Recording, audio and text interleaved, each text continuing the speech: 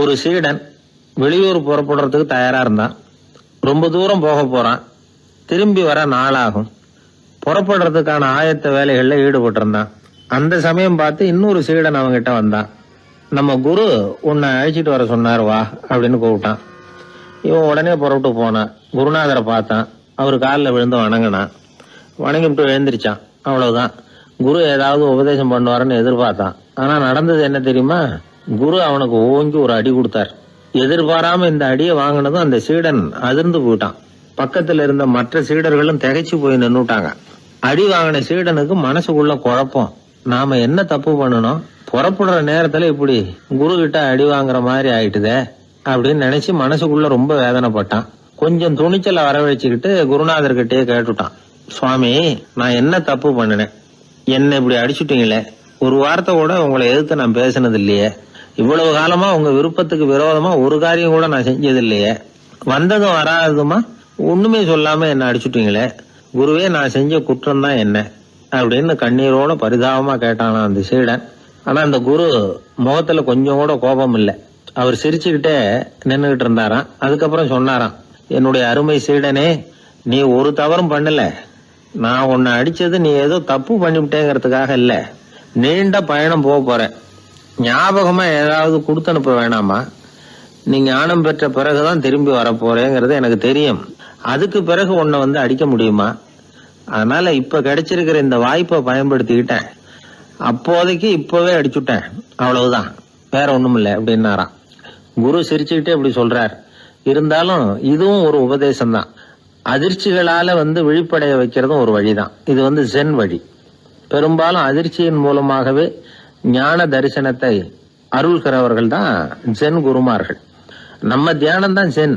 இந்தியாவிலிருந்து சீனாவுக்கு போய் கொஞ்சம் பேர் மாறி வளம் பெற்று ஜப்பான்ல ஜென் ஆகி வளர்ந்துருக்குது, அவ்வளவுதான். ஜென்கிறது தியானம். எதை நினைச்சும் தியானிக்கிறது இல்ல, எல்லாத்திலையும் தியானம் இருக்கிறதா சொல்லுது ஜென். பேசுறது, இருக்கிறது, நடக்கிறது, சாப்பிடுறது, சிரிக்கிறது, தூங்குறது, தொழில் செய்யறது அல்லது சும்மா இருக்கிறது எல்லாமே தியானம் தான். ஜென்கிறது ஒரு சுய தரிசனம். தன்னைத்தானே அடையாளம் கண்டுகொள்கிறது தான் அது. இல்லாத எதையும் தேடி கண்டுபிடிக்கிறது இல்ல. சென் மார்க்கத்தை பத்தி ஓஷோ என்ன சொல்றாரு தெரியுமா? காணாமல் போன தன்னுடைய மூக்கு கண்ணாடி தன்னுடைய மூக்கின் மேல் இருப்பதை கண்டுகொள்வது போன்றது சென் அப்படிங்கிறார். நம்மால் ஒருத்தர் இன்னொருத்தர் முகத்தை ரொம்ப நேரமா உத்து பார்த்துக்கிட்டு இருந்தார். என்ன பாக்குறீங்கன்னாரு அவரு. நீங்க போட்டிருக்கீங்களே மூக்கு கண்ணாடி, அதை தான் பாக்குறேன்னாரு இவரு. நீங்க அப்படி பாக்குறதுக்கு விசேஷ காரணம் ஏதாவது உண்டான்னு கேட்டார் இவர். உண்டுன்னார். என்னன்னு கேட்டார். நேத்திக்கு காணாம போன என்னோட மூக்கு கண்ணாடி அது அப்படின்னாராம் இவர். ஒரு ஊர்ல ஒரு குரு இருந்தார். ஒரு நாள் அவரை தேடிட்டு ஒருத்தன் வந்தான். உனக்கு என்ன வேணும்னு கேட்டார் குரு. எனக்கு ஞான தெளிவு வேணும், அதுக்கு உங்க உபதேசம் எனக்கு தேவைன்னா. உபதேசம் வேணும்னா அதை பெற்றுக்கொள்ளுகிற அளவுக்கு தகுதி உள்ளவனா உன்னை தயார்படுத்திக்கணுமேன்னார். அதுக்கு நான் என்ன செய்யணும் சொல்லுங்கன்னா, முதல்ல நீ செய்ய வேண்டியது என்னன்னா, உங்ககிட்ட இருக்கிற எல்லா கெட்ட குணங்களையும் விட்டுட்டு 1 வருஷம் கழிச்சு வா, அப்புறம் பாக்கலான்னாரு. அவ்வளவுதானே, சரின்னு சொல்லிவிட்டு அவன் போயிட்டான். 1 வருஷம் கழிச்சு வந்தான். அவன் அங்க வந்து சேர்ந்த சமயத்துல அந்த ஆசிரமத்தின் மண் தரைய ஒரு வேலைக்காரன் பெருக்கி சுத்தம் பண்ணிட்டு இருக்கிறான். அந்த மண் தரையிலிருந்து எழுந்த புழுதி அதிகமா இருந்தது.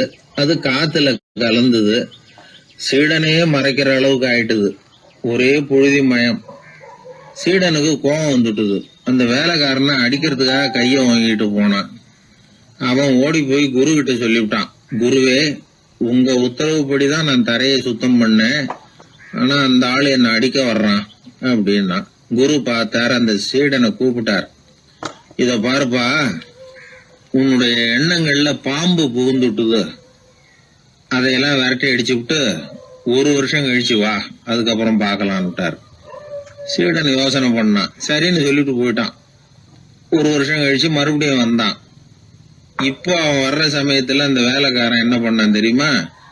குரு கட்டளைப்படி தரையை பெருக்கினான். அப்புறம் அந்த புழுதியை எடுத்து வேணும்னே அந்த சீடன் மேல தூவனான். அவ்வளவுதான். சீடனுக்கு மகாகம் வந்துட்டுது. அந்த வேலைக்காரனை பிடிச்சி கண்ணாமண்ணான்னு திட்டிவிட்டான். வேலைக்காரன் குரு கிட்ட ஓடனான். ஐயா, அந்த ஆளு வாய்க்கு வந்தபடியெல்லாம் திட்டுறான் அப்படின்னா. குரு பார்த்தார்.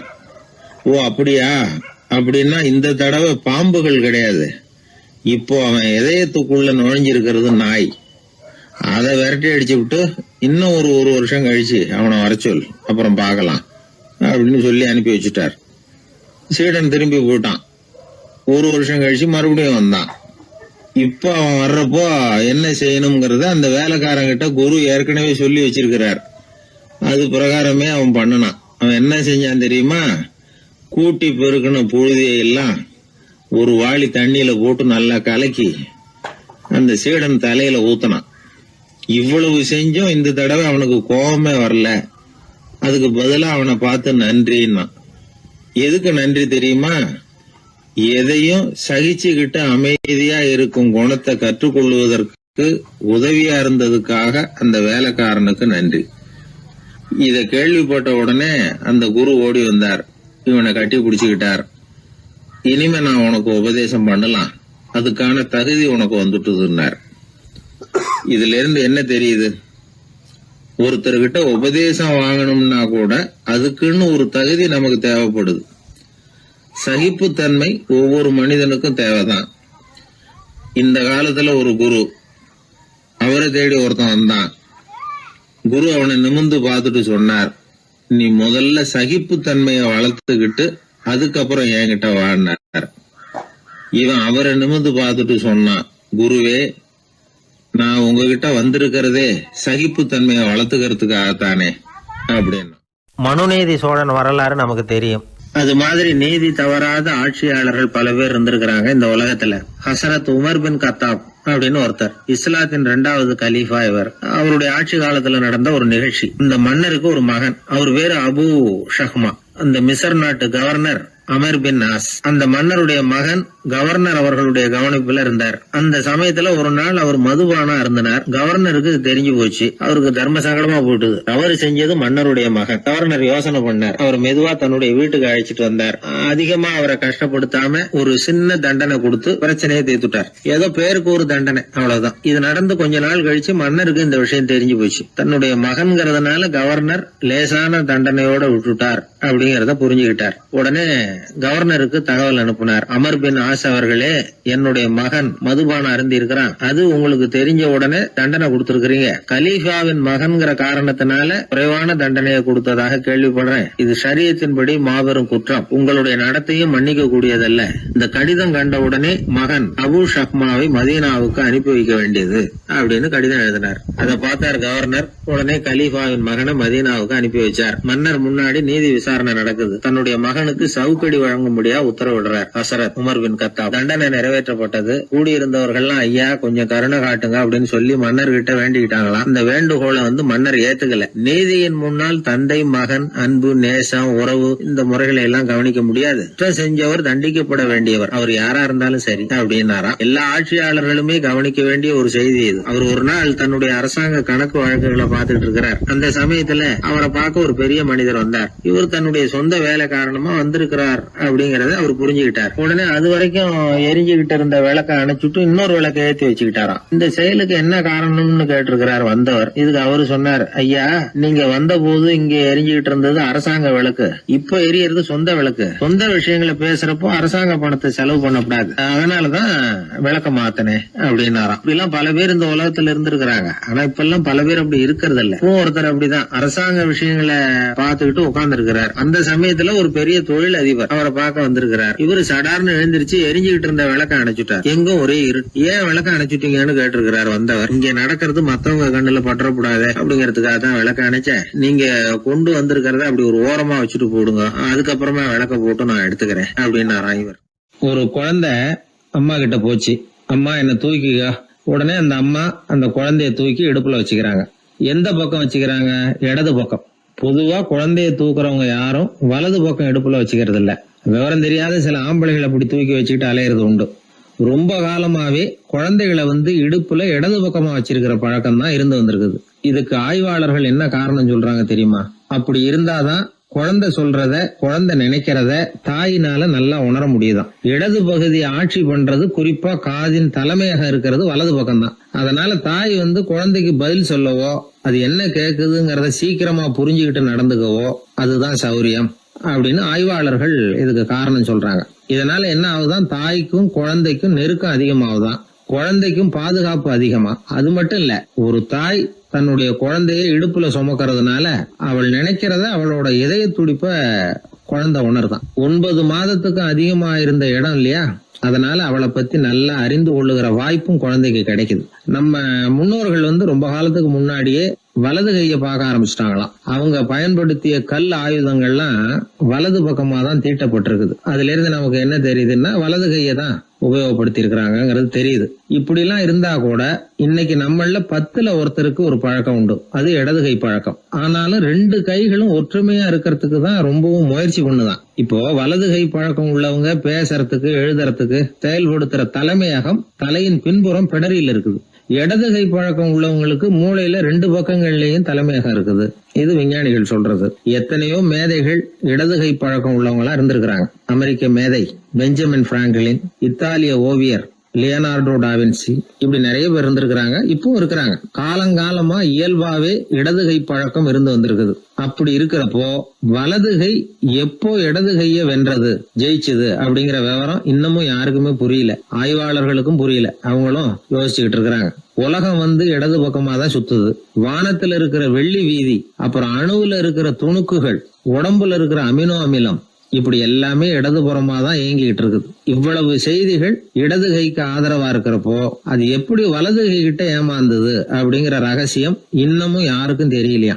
இது சம்பந்தமா ஆராய்ச்சி பண்றவங்களுக்கு இது இன்னமும் ஒரு பிரச்சனையா தான் இருக்குதான். இப்படி இடது கை ஒதுங்கிட்டதுனால இப்பெல்லாம் வலது கைக்கு தான் மரியாதை அதிகமா போச்சு. ஒரு ஆசாமி இடது கையில கட்டு போட்டுட்டு வந்தானா, கையில என்னப்பா கட்டுன்னு விசாரிச்சிருக்கிறாரு ஒருத்தர். ஒரு இயந்திரத்தை பிரிச்சு ரிப்பேர் பார்த்துக்கிட்டு இருந்தேன், மறுபடியும் அதை ஓட விட்டு பாக்குறப்போ இடது கை விரல் மாட்டிக்கிட்டது, அதுதான் கட்டு அப்படின்னு இருக்கான். நல்ல வேளை வலது கை மாட்டி இருந்தா உன்னால சாப்பிட கூட கஷ்டமா போயிருக்குமே என்னார் அவர். இதுக்கு அவன் சொன்னானா, முதல்ல வலது கை தாங்க மாட்டிக்க இருந்தது, நான் தான் உடனே புத்திசாலித்தனமா அதை இழுத்துக்கிட்டு இடது கையை கொடுத்தேன் அப்படின்னு இருக்கான். இவன் எப்பேற்பட்ட புத்திசாலி பாருங்க. இந்த வலது கை இடது கைங்கிறத பத்தி அறிவியல் ஆராய்ச்சி ஒரு பக்கம் இருந்தாலும் கை சுத்தமா இருக்கணும், இது வாழ்க்கைக்கு முக்கியம். உண்மை, உழைப்பு, நேர்மை இதெல்லாம் இருந்தாதான் வாழ்க்கையில முன்னேற முடியும். அதனால இந்த இடது கை பழக்கம், வலது கை பழக்கம் எது எப்படி இருந்தாலும் அது ஒருத்தருடைய புத்திசாலித்தனத்தை பாதிக்கிறது இல்ல. அதனால வாழ்க்கையில முன்னேறதுக்கு இது ஒரு இடைஞ்சலா இருக்கிறது இல்ல. நாம நம்ம உடம்பையும் புரிஞ்சுக்குவோம், மனசையும் புரிஞ்சுக்குவோம். அப்படி புரிந்து கொண்டு வாழ்க்கையில முன்னேறுவோம். ஒரு இளைஞன், வசதியான குடும்பம், அவனுக்கு வாழ்க்கையில நிம்மதி இல்ல, வாழவே பிடிக்கல, எல்லாம் வெறுத்து போச்சு. என்ன பண்ணலாம்னு யோசனை பண்ணா ஒரு குருவை தேடிட்டு போனான். அவர்கிட்ட தான் வந்த விவரத்தை சொல்லி ஏதாவது வழி சொல்லுங்க சுவாமின்னு கேட்டான். அவரு பார்த்தார், சரி அதுக்கு முன்னாடி உன்னை பத்தி கொஞ்சம் சொல்லு, எவ்வளவு படிச்சிருக்கிற, என்ன தெரியும் உனக்கு அப்படின்னு கேட்டார். சுவாமி, நான் ஒழுங்கா படிக்கல, எதுவும் தெரியாது, ஆனா ஒண்ணு, கொஞ்சம் சதுரங்கம் ஆட தெரியும் எனக்கு, அவ்வளவுதான். குரு கொஞ்சம் யோசனை பண்ணார். பக்கத்துல இருந்த ஒரு சீடனை கூப்பிட்டார். அவங்கிட்ட ஒரு பேரை சொல்லி, நீ உடனே போய் அந்த பிக்ஷுவை இங்க கூப்பிட்டுட்டு வா அப்படின்னார். வரும்பொழுது ஒரு சதுரங்க பலகையும் அதுல விளையாடுறதுக்கான காய்களையும் எடுத்துட்டு வா, அப்படியே நம்ம சீடர்கள் எல்லாரையும் இங்க வர சொல்லு அப்படின்னு சொன்னார். கொஞ்ச நேரத்துல எல்லாரும் வந்து சேர்ந்தாங்க. சதுரங்க பலகையை கொண்டாந்து வச்சாங்க. அந்த பிக்ஷுவும் சேர்ந்தார். குரு முன்னாடி அடக்கமா நின்னார். குரு அவரை கிட்டத்துல கூப்பிட்டு கொஞ்ச நேரம் சதுரங்கம் ஆடணும்னார். அந்த பிக்ஷுவுக்கு சதுரங்கம்னா என்னன்னு தெரியாது, இருந்தாலும் மறுப்பு எதுவும் சொல்லல. குரு சொன்னார், பிக்ஷுவே, நீர் என்னுடைய சீடர், என்னுடைய பேச்சை மறுக்காதவர், உம்முடைய அடக்கத்தையும் பணிவையும் நான் அறிவேன், எனக்காக உயிரையும் கொடுக்கறதாக சொல்லி இருக்கிறீங்க. இப்போ அதுக்கான வாய்ப்பு வந்திருக்குது. நீங்க இந்த இளைஞனோட சதுரங்கம் ஆடணும். தோத்து போனா இந்த வாளால தலையை சீவி விடுவேன், ஆனா இறந்தாலும் உமக்கு சொர்க்கம் நிச்சயம். நீங்கள் வெற்றி பெற்றுட்டா தோற்று போன இந்த இளைஞனின் தலையை சீவி விடுவேன். சரி, இப்போ நீங்க ஆட ஆரம்பிக்கலாம்னார். ஆட்டம் ஆரம்பமாச்சு. அந்த பிக்ஷு முகத்துல சலனமே இல்ல, சாவை பத்தி கவலைப்பட்டதாவே தெரியல. எதுவும் புரியலன்னாலும் குருவின் கட்டளைங்கிறதுனால ஏதோ ஒரு காயை நகர்த்திட்டு இருந்தார். சுத்தி இருந்த சீடர்கள் முகத்துல திகில், பயம், பாவம், நம்ம பிக்ஷு நிலைமை இப்படி ஆயிட்டுதே அப்படிங்கிற கவலை. குரு கையில பெரிய வாள் பளபளப்பா தயாரா இருக்குது. பிக்ஷு காயை நகர்த்துறது ஆரம்பத்திலேயே ஆச்சரியமா தெரிஞ்சாலும் அவருக்கு சதுரங்கம் பத்தி எதுவுமே தெரியாதுங்கிறது இளைஞனுக்கு புரிஞ்சு போச்சு. அவனுக்கு உற்சாகம் வந்துட்டது. சுறுசுறுப்பா காய்களை நகர்த்த ஆரம்பிச்சான். பிக்ஷு கொஞ்சம் கொஞ்சமா தோத்துக்கிட்டே வந்தார். சுத்தி இருக்கிற சீடர்கள் முகத்துல சொல்ல முடியாத வேதனை, இளைஞன் முகத்துல மகிழ்ச்சி. நிமிர்ந்து பார்த்தான் எதிரில இருந்த பிட்சுவை. அவர் முகத்தை பார்த்ததும் இவனுக்கு ரொம்ப பாவமா இருந்தது. அந்த முகத்துலதான் எவ்வளவு சாந்தம், எவ்வளவு இனிமை, அவர் கண்கள்ல எவ்வளவு கருணை. இவர் சாகத்தான் வேணுமா? இளைஞன் யோசிக்க ஆரம்பிச்சான். நாம இறந்து போனா யாருக்கும் எந்த இழப்பும் இல்ல, வீணாகி போன தன்னுடைய வாழ்வும் சாவும் யாரையும் பாதிக்க போறதில்ல. ஆனா துறவியும் ஞானியுமான கருணை மிக்க இந்த பிட்சு இறந்தா அது எவ்வளவு பெரிய இழப்பு, அதுக்கு நாம காரணமா இருக்கிறதா அப்படின்னு நினைச்சு பார்த்தான் அந்த இளைஞன். உடனே கண்ணாமண்ணான்னு விளையாட ஆரம்பிச்சுட்டான். அதாவது தான் தோத்து போகணுங்கிறதுக்காகவே. ஆட்டத்தை கூர்ந்து கவனிச்சுக்கிட்டு இருந்த குரு திடீர்னு சதுரங்க பலகையை கழுத்து தள்ளினார். காய்கள்லாம் செதறி போட்டுது. எல்லாரும் திகைச்சு போட்டாங்க. யாருக்கும் வெற்றி தோல்வி இல்லைன்னு அறிவிக்கிறேன் குரு. தம்பி, உன்னுடைய மன ஒருமைப்பாட்டை கவனிச்சேன். முழுமையா ஆட்டத்துல மூழ்கி போனதையும் பார்த்தேன். கடைசியில உயிர் தியாகம் பண்ண முடிவெடுத்து தாறுமாறா ஆட ஆரம்பிச்சதையும் கவனிச்சேன். வாழ்க்கை என்னங்கிறதும் எந்த வாழ்க்கை பயனுள்ள வாழ்க்கைங்கிறதும் உனக்கு புரிஞ்சுட்டுது. இப்ப இங்க அதை நீ கத்துக்கிட்ட. உன்னுடைய மனம் பக்குவ நிலையை அடைஞ்சுட்டுது. தியாகம் உன்னுடைய இதயத்துல குடி வந்துட்டுது. அது எங்க இருந்தாலும் நல்லதுதான். உனக்குள்ள இருந்துதான் அந்த தியாகம் வந்திருக்கு. அதை நீ அடையாளம் கண்டுபிடிச்சுக்கிட்ட. நீ இனிமே கொஞ்ச காலம் இங்கேயே இருந்துட்டு போகலாம். உன்னுடைய வாழ்வு பயனுள்ள வாழ்வா மாறும் அப்படின்னு சொல்லி அந்த குரு ஆசீர்வாதம் பண்ணார். இந்த காலத்திலயும் ஒருத்தர் அது மாதிரி தன்னுடைய வாழ்க்கையை பயனுள்ளதாக ஆக்கிக்கணும்னு ஆசைப்பட்டார். உடனே சதுரங்கம் ஆட ஆரம்பிச்சார். அப்புறம் சீட்டாட ஆரம்பிச்சார். கொஞ்ச நாள் கழிச்சு அவரை பார்த்த நண்பர் ஒருத்தர் கேட்டார், என்னங்க சீட்டாட ஆரம்பிச்ச பிறகு வாழ்க்கை பயனுள்ளதா ஆச்சா அப்படின்னு கேட்டார். ஆச்சுன்னார் அவர். யாருக்கு, உங்களுக்கான்னு கேட்டார். இல்லைங்க, நான் யாரோட ஆடுனோ அவருக்கு வாழ்க்கை பயனுள்ளதா ஆச்சு அப்படின்னு ஒரு விளக்கம் கொடுத்தாராம். அதனால வாழ்க்கைங்கிறது ரொம்ப நுட்பமான ஒன்று. அந்த நுட்பமான வாழ்க்கையை புரிஞ்சுக்கிட்டு அதுக்கப்புறம் அதை பயனுள்ளதாக மாற்றிக்கொள்ள வேண்டியது மனிதர்களுடைய கடமை. விளையாடுறது வழக்கம். மரத்துக்கு அந்த பையன் பேரில் ஒரு பாசம் உண்டாக ஆரம்பிச்சுட்டுது. பையன் அந்த மரத்தில் உள்ள பூக்களை பறிக்கணும், பழங்களை பறிக்கணும்னு ஆசைப்பட்டான். அதுக்காகவே அந்த மரம் தன்னோட கிளைகளை வளைச்சி அவனுக்கு எட்டுற அளவுக்கு தலையை சாய்ச்சி கொடுக்குது. பையன் பூக்களை பறிக்கிறான். மரம் சந்தோஷப்படுது. மரம் அன்பின் அடையாளம். அதனால் அது கொடுக்கறதுல சந்தோஷப்படுது. மனிதன் ஆணவத்தின் அடையாளம். அதனால் இவன் பறிக்கிறதுல சந்தோஷப்படுறான். பையன் வளர்ந்தான். அந்த மரத்தின் மடியிலேயே படுத்து தூங்கினான். பூக்களை பறித்து மலர் கிரீடம் பண்ணி தலையில் சூடிக்கிட்டான். பழங்களை பறித்தான், சாப்பிட்டான். அதை பார்த்து அந்த மரம் சந்தோஷப்பட்டுது. கொஞ்ச நாளாச்சு. பையன் இன்னும் கொஞ்சம் பெரியவனானான். அந்த மரத்து மேலே ஏறி கிளையில் உட்காந்துக்கிட்டு ஊஞ்சல் ஆட ஆரம்பித்தான். அவனுக்கு சௌகரியத்தை கொடுக்கறதுல மரத்துக்கு ஆனந்தம், மரத்துக்கு அசௌகரியத்தை கொடுக்கறதுல அவனுக்கு ஆனந்தம். இது அன்புக்கும் ஆணவத்துக்கும் உள்ள வித்தியாசம். பையன் இன்னும் கொஞ்சம் வளர்ந்தான். அவனுக்கு கடமை, லட்சியம் எல்லாம் சேர்ந்தது. படித்து பரீட்சை எழுதி பாஸ் ஆக வேண்டியிருந்தது. அதனால் மரத்துக்கிட்ட வர்றதில்ல அவன். ஆனால் மரம் இவனுக்காக காத்துக்கிட்டு இருக்குது. இவன் உலக விஷயங்களில் மூழ்கிட்டான். தற்செயலாக ஒரு நாள் அந்த பக்கமாக போனான். மரம் அவனை பார்த்துது. மறந்துட்டியா என்ன, நான் உன்னை பார்க்கணும்னு ஆவலாக காத்துக்கிட்டு இருக்கேனே அப்படின்னுது. இவன் பார்த்தான். நீ என்ன வச்சிருக்கிற, நான் உங்ககிட்ட ஏன் வரணும், உங்ககிட்ட பணம் இருக்குதா சொல்லு, வர்றேன். ஏன்னா நான் இப்போ பணத்தை தான் தேடிக்கிட்டு இருக்கிறேன் அப்படின்னா. உனக்கு பணம் தானே வேணும், என்னுடைய பழங்களை பறிச்சுக்கோ, அதையெல்லாம் விற்பனை பண்ணு, பணம் கிடைக்கும் அப்படின்னு அந்த மரம். உடனே அவன் மரத்தில் ஏறினா, பழங்களை பறித்தான். பழுக்காத காய்களையும் சேர்த்து பறித்தான். தன்னோட கிளை கொம்புகள் உடைஞ்சா கூட அதுக்காக அந்த மரம் கவலைப்படலை, சந்தோஷப்பட்டுது. இவன் பழங்களை பொறுக்கிட்டு அந்த மரத்துக்கு ஒரு நன்றி கூட சொல்லாமல் அவன் பாட்டுக்கு போட்டான். அதுக்கப்புறம் அந்த பக்கமே திரும்பலை. பணம் சம்பாதிக்கிறதுலேயே குறியாக இருந்தான். மரத்துக்கு மறுபடியும் வருத்தம், அவன் வரலையேன்னு. பல வருஷம் கழித்து அவன் வந்தான். வா மகனே, என்னை கட்டி பிடிச்சிக்கொண்டுது அந்த மரம். நான் என்ன இன்னமும் சின்ன பிள்ளையா உன்னை கட்டி பிடிச்சிக்கிறதுக்கு அப்படின்னா அவன். நான் இப்போ ஒரு வீடு கட்ட போகிறேன், அதுக்கு உன்னால் உதவ முடியுமா அப்படின்னா. என்னுடைய கிளைகளை வெட்டிக்கோ அப்படின்னுது மரம். கொஞ்ச நேரத்தில் மரத்தை அப்படியே மொட்டை அடிச்சுட்டான். மறுபடியும் கொஞ்சம் காலம் கழிச்சு அந்த மனுஷன் வயசாகி ரொம்ப கிழவனாக போட்டான் அவன். அதுக்கப்புறம் வந்தான். நான் தூர தேசங்களுக்கு போய் பணம் சம்பாதிக்கணும்னு ஆசைப்படுறேன். நான் பிரயாணம் பண்ணுறதுக்கு ஒரு படகு தேவை, அதுக்கு நீ உதவி செய்ய முடியுமான்னா. அது ஒன்றும் பெரிய பிரச்சனை இல்லை, என்னுடைய அடிமரத்தை வெட்டிக்கோன்னுது அந்த மரம். அவன் வெட்டினான், படகு செஞ்சான், போயிட்டான். இனிமேல் திரும்பி வருவானோ மாட்டானோ அது தெரியாது. ஆனால் இந்த அடிமரம் அவனுக்காக காத்துக்கிட்டு இருக்கும். ஏன்னா இது அன்பின் அடையாளம், அவன் ஆணவத்தின் அடையாளம். அன்பு கொடுக்கறதுக்கு தான் ஆசைப்படும், ஆணவம் வாங்கிறதுக்கு தான் ஆசைப்படும். இப்படி ஒரு கதையை ஒரு பெரியவர் சொல்லியிருக்கிறார். அதை நாம் சிந்திச்சு பார்க்கணும். எல்லாமே நாற்காலிக்கு ஆசைப்படாதவர்கள் அப்படின்னு சொல்லிட முடியாது. ஏன்னா நிறைய பேர் நாற்காலிக்கு ஆசைப்படுறவங்கள நாம் பார்க்குறோம். உட்கார்றதுக்கு ஒரு நாற்காலி கிடச்சிடாதா, அதோட ஒரு கால் உடஞ்சி முக்காலியாக இருந்தாலும் பரவாயில்ல, ஒரு மாதிரியாக அனுசரித்து உட்காந்துக்கலாம் அப்படின்னு அலையிறவங்க எத்தனை பேர்? இந்த காலத்தில் மட்டும்தான் அப்படின்னு இல்லை, அந்த காலத்துலேயும் இதே மாதிரி ஆசைகள் சபலங்கள் இருந்திருக்கும் போல இருக்குது. பரமசிவன் வசிஷ்டருக்கு ஒரு விசேஷமான ஆசனத்தை கொடுத்துருந்தாராம். சரி, அப்படி என்ன அதில் விசேஷம்னா, வசிஷ்டர் ஒரு குறிப்பிட்ட இடத்துக்கு போகணும்னு நினச்சி புறப்படுறாருன்னு வச்சுக்கோங்க. அவருக்கு முன்னாடியே இந்த ஆசனம் புறப்பட்டுரும். போய் ஒரு வசதியான இடமா பார்த்து இருந்துக்கும். வசிஷ்டர் போவார். அங்கே போனதும் எங்கே உட்காரலாம்ங்கிற இட பிரச்சனையெல்லாம் அவருக்கு ஏற்படுறதில்ல. அதுதான் இவருடைய இருக்கை அங்கே முன்னாடியே போய் காத்துக்கிட்டு இருக்குதே. நேராக போவார், அதில் உட்காந்துக்குவார். மற்ற முனிவர்கள்லாம் இதை பார்த்தாங்க. அவங்களுக்கு பொறாமையாக இருந்துதான். எல்லாரும் ஒரு இடத்துல கூடி இதை பற்றி பேசியிருக்கிறாங்க. என்ன இது, நாமளும் அவரை மாதிரி தானே இருக்கிறோம், இருந்தாலும் நமக்கும் அது மாதிரி ஒரு ஆசனம் கிடைக்கலையே அப்படின்னு யோசனை பண்ணியிருக்காங்க. சரி, நேராக பரமசிவன்கிட்டே போவோம், இதை பற்றி கேட்போம் அப்படின்னு நினச்சிக்கிட்டு போனாங்களாம். பரமசிவனை பார்த்துருக்குறாங்க.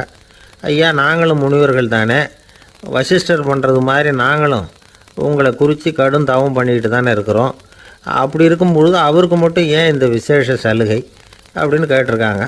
அதுக்கு பரமசிவன் சொன்னாராம், முனிவர்களே, உங்கள் கேள்விக்கு நான் பதில் சொல்கிறேன், ஆனால் அதுக்கு முன்னாடி நீங்கள் ஒரு காரியம் பண்ணணும்னாராம். என்ன செய்யணும் சொல்லுங்கன்னு இருக்காங்க. நீங்கள் ஒவ்வொருத்தரும் தனித்தனியாக போய் உங்களை விட உயர்ந்த ஒருத்தரை தேடி கண்டுபிடிச்சி அவருக்கு அதிதி பூஜை பண்ணி அவரை ஒரு மண்டலத்துக்குள்ளே என்கிட்ட அழைச்சிட்டு வந்துருங்க அப்படின்னாராம். சரின்னு எல்லாரும் புறப்பட்டுருக்காங்க. அவங்க போனதுக்கப்புறம் நந்தி தேவனை அழைச்சி வசிஷ்டரை கூப்பிட்டுக்கிட்டு வர சொன்னாராம். அவர் வந்தார், வணங்கினார். வசிஷ்டரே, இன்னையிலேருந்து ஒரு மண்டலத்துக்குள்ளே உங்களை விட தாழ்ந்தவர் ஒருத்தரை தேடி கண்டுபிடிச்சி அவருக்கு அதிதி பூஜை பண்ணி அவரை என்கிட்ட கூப்பிட்டுட்டு வாங்கன்னு விட்டார். சரின்னு இவரும் புறப்பட்டு போயிட்டார். கொஞ்ச நாள் ஆச்சு. முனிவர்கள்லாம் திரும்பி வந்தாங்க. பரமசிவன் முன்னாடி நின்னாங்க. ஐயா, எவ்வளவோ தேடி பார்த்துட்டோம், எங்களை விட உயர்ந்தவர்கள் யாருமே கிடைக்கல அப்படின்னாங்களாம். வசிஷ்டரும் சேர்ந்தார். ஐயா, எவ்வளவோ தேடி பார்த்தேன், என்னை விட தாழ்ந்தவர் யாருமே கிடைக்கல அப்படின்னாராம். அவரே தொடர்ந்து சொன்னார், என்னுடைய மனைவி எனக்கு அடங்கினவ தானே, அவளுக்காவது அதிதி பூஜை பண்ணி அழைச்சிட்டு வந்துடலாமான்னு யோசித்து பார்த்தேன். என்னோட மனசு அதுக்கும் இடம் கொடுக்கல. ஏன்னா அவளோட பதி விரதத்துக்கு முன்னாடி நாம் ஏமாத்திரம் அப்படின்னு யோசித்து பார்த்தேன். அதனால் அந்த எண்ணத்தையும் கைவிட்டுட்டேன் அப்படின்னு ரொம்ப வருத்தத்தோடு சொன்னாராம். இதை கேட்ட உடனே மற்ற முனிவர்களுக்கு வெக்கமாக போச்சு. இந்த உலகத்தில் நம்மளை விட மேலானவங்க யாருமே இல்லைன்னு நாம் நினச்சோம். வசிஷ்டரோ தன்னை விட தாழ்வானவங்க யாருமே இல்லைன்னு நினைக்கிறார். பரமசிவன் ஏன் அந்த ஆசனத்தை அவருக்கு மட்டும் கொடுத்தார் அப்படிங்கிற கேள்விக்கான பதில் அவங்களுக்கு கிடச்சிட்டு தான். இந்த காலத்தில் நாம் எப்படி நினைக்கிறோம்னா, எல்லாரும் நம்மளை விட மட்டமானவங்கன்னு நினைக்கிறோம். அதனால் நாம் மட்டும் நாற்காலியில் உட்காந்தா போதும் அப்படின்னு நினைக்கிறோம். ஏமாந்து போனவங்க சந்தர்ப்பம் பார்த்து காலை வாரி விட்டுறாங்க, கீழே விழுந்து காலை உடச்சிக்கிறோம். அதுதான் இன்றைக்கி நடக்கிறது. ஒரு அம்மா தன்னோட வீட்டுக்காரரை ஒரு மனோதத்துவ டாக்டர்கிட்ட அழைச்சிட்டு போனாங்களாம். என்ன ப்ராப்ளம்னு கேட்டிருக்காரு டாக்டர். எங்கள் வீட்டுக்காரர் அடிக்கடி நாற்காலியில் உட்காந்து காலை உடச்சிக்கிறார் அப்படின்னாங்களாம். அப்படின்னா அந்த நாற்காலியில் தான் ஏதோ கோளாறு அப்படின்னாரான் டாக்டர். அப்படி இருக்க முடியாது டாக்டர் அப்படின்னாங்களாம் அந்த அம்மா. அது எப்படி அவ்வளோ உறுதியாக சொல்கிறீங்கன்னு கேட்டிருக்காரு அந்த டாக்டர். எங்கள் வீட்டில் நாற்காலியே கிடையாது டாக்டர், இவர் இருக்கிறதா நினச்சிக்கிட்டு உட்கார்றார், அதுதான் ப்ராப்ளம். ஒரே ஒரு ஊரில் ஒரு ராஜா இருந்தார், ரொம்ப நல்லவர். ஒரு நாள் அரண்மனையில் விசாரணை நடந்துக்கிட்டு இருக்குது. அதில் ஒரு வழக்கு. ஒரு விவசாயி புகார் கொடுக்குறார். என்ன புகார்னா, அவர் வயலில் ஆடுகள் மேய்ஞ்சி பயிரை அழிச்சுட்டுது. நிறைய உழைச்சி செலவு பண்ணி பயிரை உண்டாக்கி வச்சுருந்தேன், எல்லாம் போயிட்டுது. இனிமேல் நான் என்ன செய்கிறது, நீங்கள் தான் சரியான தீர்ப்பு வழங்கணும் அப்படின்னார் அந்த விவசாயி. அந்த ஆடுகளுக்கு சொந்தக்காரர் யாருன்னு கண்டுபிடிச்சி அரண்மனைக்கு அழைச்சிட்டு வாங்கன்னு உத்தரவு போட்டார் ராஜா. சேவகர்கள் போனாங்க, ஆளை கண்டுபிடிச்சாங்க, கூப்பிட்டுக்கிட்டு அரண்மனைக்கு வந்துட்டாங்க. ராஜா விசாரணை பண்ணார். அப்புறம் விசாரித்து முடிச்சுவிட்டு தீர்ப்பு வழங்கினார். இந்த விவசாயி அடைந்திருக்கிற இழப்புக்கு ஈடாக உன்னுடைய ஆடுகளை அவங்ககிட்ட கொடுத்துட வேண்டியது அப்படின்னு சொல்லிவிட்டார். உன்கிட்ட இருக்கிற ஆடு பூரா அவன்கிட்ட கொடுத்துரு, அந்த ஆட்டுனால் ஏற்பட்ட இழப்பு சரியாக போகட்டும் அப்படின்னு தீர்ப்பு வழங்கிட்டார். அந்த மன்னருடைய மகன் இதை பார்த்துக்கிட்டே உட்காந்துருந்தான். இந்த தீர்ப்பை இன்னும் கூட சிறப்பாக வழங்கலாமே அப்படின்னு நினச்சான். அப்பாக்கிட்ட சொன்னான். உடனே அந்த அரசர், சரி நீயே இதுக்கு சரியான தீர்ப்பு சொல்லு அப்படின்னார். அந்த இளவரசன் தீர்ப்பு சொல்கிறான். அவன் சொன்ன தீர்ப்பு என்னன்னா, உங்ககிட்ட இருக்கிற ஆடுகள் எல்லாத்தையும் 1 வருஷ காலத்துக்கு அந்த விவசாயிகிட்ட ஒப்படைச்சிட வேண்டியது. அந்த 1 வருஷத்துக்குள்ள அந்த ஆடுகள் போடுற குட்டிகள், பால், எரு எல்லாம் விவசாயி எடுத்துக்க வேண்டியது. 1 வருஷத்துக்கு அப்புறம் உங்களுடைய ஆடுகளை நீங்களே திருப்பி வாங்கிக்க வேண்டியது. இதுதான் இளவரசன் சொன்ன தீர்ப்பு. இது சரியான தீர்ப்பு தான். இனிமேல் என்னுடைய அரச பொறுப்புகளை இளவரசர் வசம் ஒப்படைக்கிறேன் அப்படின்னு சொல்லி ஒப்படைச்சுட்டாராம். அதாவது தாவூத் நபி, சுலைமான் நபி இவர்களுடைய சரித்திரத்தில் இந்த சம்பவம் காணப்படுறதாக ஒரு நண்பர் சொன்னார். ஒரு தண்டனையை பெறுகிறவன் அதுக்கு பிறகு சமூகத்தில் நல்ல விதமாக வாழறதுக்கு வாய்ப்பு இருக்கிறது மாதிரி அமையணும் தீர்ப்பு. அதுக்கு இது ஒரு உதாரணம். சில தீர்ப்புகள் எப்படி அமைஞ்சு விடுதுன்னா, ஒரு தண்டனையை அனுபவித்து முடித்தவன் அதுக்கப்புறம் அவன் இந்த சமூகத்தில் நல்லவனாக வாழறதுக்கு நினச்சா கூட அதுக்கு தகுதி இல்லாதவன் அப்படிங்கிற அளவுக்கு சூழ்நிலை அமைஞ்சிருது. இது சிந்திக்க வேண்டிய ஒரு செய்தி. இன்னொரு ஊரில் ஒரு ராஜா இருந்தார். அவர் ஒரு நாள் ஒரு போட்டி வச்சார். என்ன போட்டின்னா, அரண்மனை வாசலில் ஒரு பெரிய நீச்சல் குளம், அதில் நிறைய விஷப்பாம்புகள். எந்த இளைஞன் துணிச்சலாக அதில் நீச்சல் குளத்தில் குதித்து நீந்தி கரையேறி வர்றானோ அவனுக்கு 100 ஏக்கர் நிலம் பரிசாக வழங்கப்படும். அது வேணாம்னா 1000 ஆடுகள் பரிசாக வழங்கப்படும். அதுவும் வேணான்னா என்னுடைய மகளை கல்யாணம் பண்ணிக்கலாம். இதுதான் மன்னருடைய அறிவிப்பு. பரிசுலாம் நல்லா தான் இருக்குது. இருந்தாலும் பாம்புகள் உள்ள குளம்ங்கிறது நல்லா இல்லையே. அதனால் யாரும் அதில் குதித்து நீஞ்சறதுக்கு முன் வரல. இருந்தாலும் திடீர்னு ஒரு இளைஞன் அந்த நீச்சல் குளத்தில் குதித்தான். நீந்தினா ஒரு வழியாக கரையேறி வந்துட்டான். மன்னருக்கு ரொம்ப மகிழ்ச்சி. நீ தான் தைரியமான இளைஞன், வா இப்படின்னு கூப்பிட்டார். கிட்ட வந்தான். அந்த இளைஞன் தண்ணீர் சொட்ட சொட்ட நிற்கிறான். சரி, உனக்கு 100 ஏக்கர் நிலம் வேணுமான்னு கேட்குறார். வேண்டாங்கிறான். சரி, அப்படின்னா 1000 ஆடுகள் வேணுமான்னு கேட்குறார். அதுவும் வேணாங்கிறான். ஓ, அப்படின்னா என் பொண்ணை கல்யாணம் பண்ணிக்கிறியா அப்படின்னு கேட்குறாரு. அதுவும் வேணாங்கிறான். ராஜாவுக்கு ஒன்றும் புரியல. அப்படின்னா உனக்கு என்ன தான் வேணும் அப்படிங்கிறார்.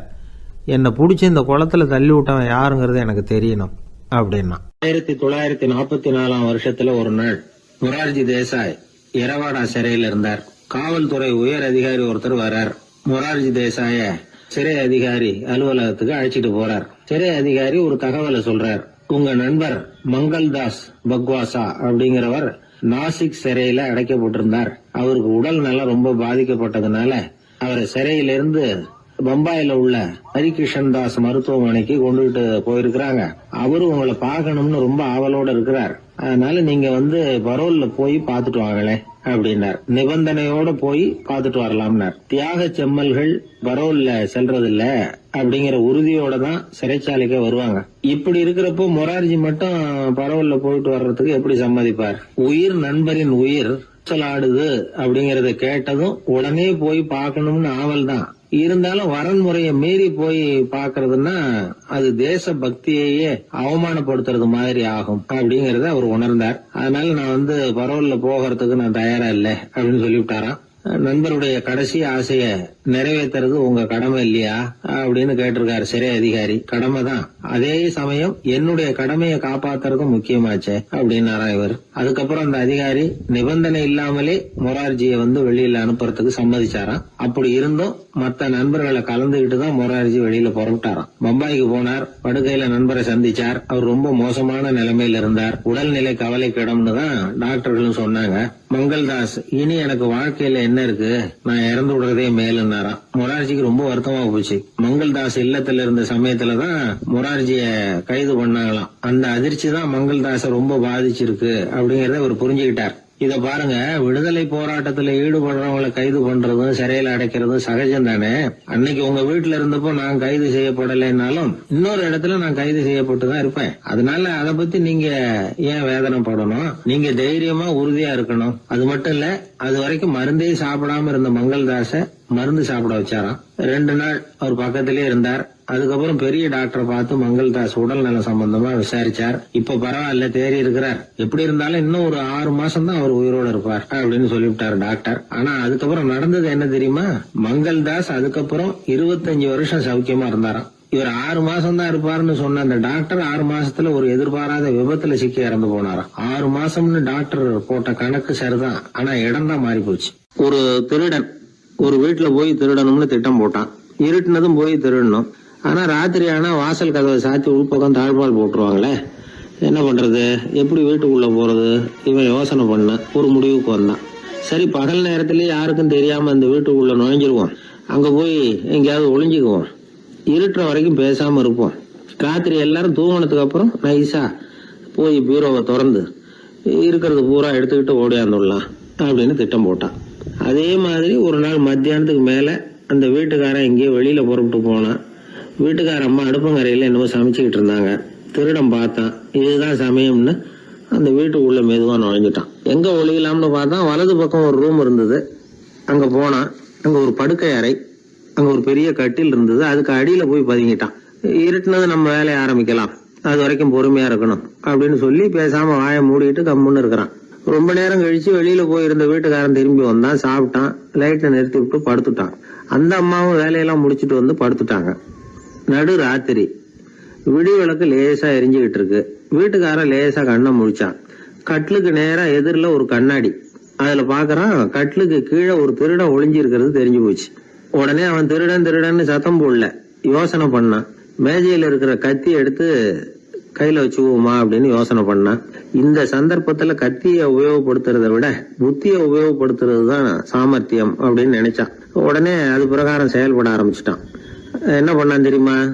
எதையும் வெளியில காட்டிக்காம ரொம்ப சர்வசாதாரணமா தன்னுடைய மனைவி கிட்ட பேச ஆரம்பிச்சான். மனைவியும் புத்திசாலி, அதனால அவங்களுக்கு தெரியும். அவங்களும் வீட்டுக்காரர் கேட்ட கேள்விக்கு பொருத்தமா பதில் சொல்ல ஆரம்பிச்சாங்க. இவன் கேட்டான், இத பாரு, நமக்கு குழந்தை பிறந்தா அதுக்கு கிருஷ்ணமூர்த்தின்னு தான் பேர் வைக்கணும் அப்படின்னா. அதெல்லாம் முடியாது. ஆம்பளை பிள்ளையா இருந்தா ஏகாம்பரம், பொம்பளை பிள்ளையா இருந்தா பங்கஜவல்லி, இதுதான் அவங்க மாமனார் மாமியார் பேர், அதுதான் வைக்கணும் அப்படின்னாங்க அந்த அம்மா. அதெல்லாம் முடியாது, நான் முடிவு பண்ணிவிட்டேன் கிருஷ்ணமூர்த்தின்னு கத்தனா அவன்.